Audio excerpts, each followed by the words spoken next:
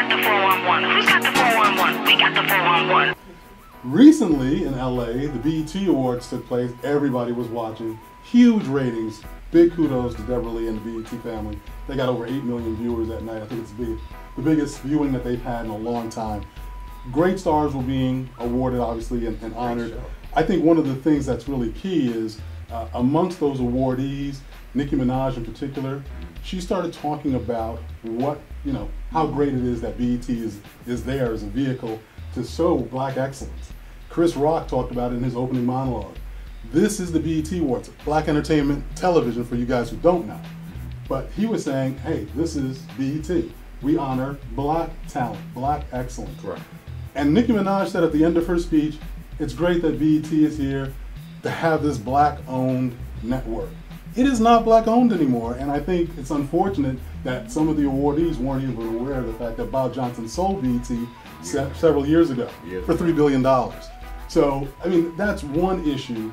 The other part that was really nice, and we'll get back to that, the other part that was really nice, though, was the Humanitarian Award, and I must get that in because they were honoring the 50-year anniversary of the Civil Rights Act in 1964, and they gave the honor to Myrlie Evers Williams, Medgar Evers' wife, widow, and it was great because this is a huge, huge Civil Rights Act that needs to be honored, that people need to know about, especially young people. Right. And they started talking about the Freedom Riders and the sacrifices that they made.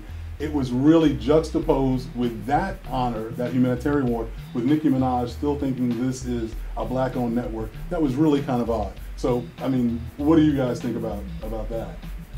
I mean, I definitely feel that it should be geared toward black people, but I don't think it should be exclusively toward black people. I don't want you guys to disregard that there are talented, R&B singers and rappers that are white and a Latina and, of different races and ethnicities. But, yeah, geared towards black people because it is, black entertainment television, but do not exclude them, it's fair game. Like, you can't just disregard their talent because this is a black network. Well, I think that's a critical question that we want to ask the audience. What do you guys think? And let us know.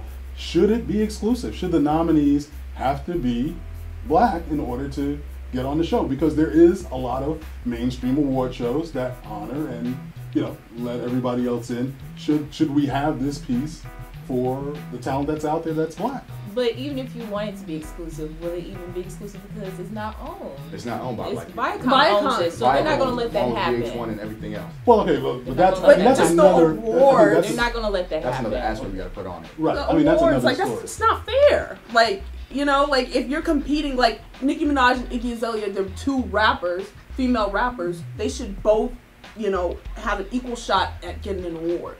They shouldn't just gear it toward Nicki Minaj because she's black, or let her win by default because she's black. Well, I think the critical part here is when BET was started, it was actually created because those videos couldn't get on MTV. Right. They actually had a place that they could have black rap and hip hop get a voice, get a chance to be seen. It's the same with HBCUs. They were started because we couldn't get into mainstream colleges.